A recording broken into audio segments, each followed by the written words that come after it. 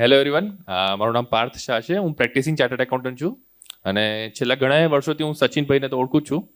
અને જેવી રીતે બંકિમભાઈ કીધું કે દરેક લોકોની ઈચ્છા હોય કે ભાઈ મારા નામનું એક જમીન હોય.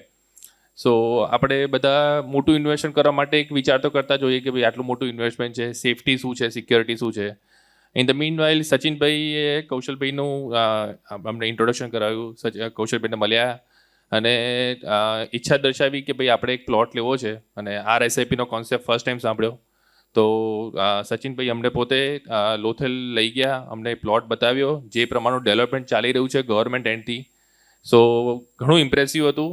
અને યસ, તો અત્યારે અમે લોકો હું મારા ફાધર ને બી બતાવ્યું અને સો અમારા ફ્રેન્ડ્સ, અમે લોકો 6 ફ્રેન્ડ્સ છે, બધા લોકોએ અમે એક પ્લોટ લીધો.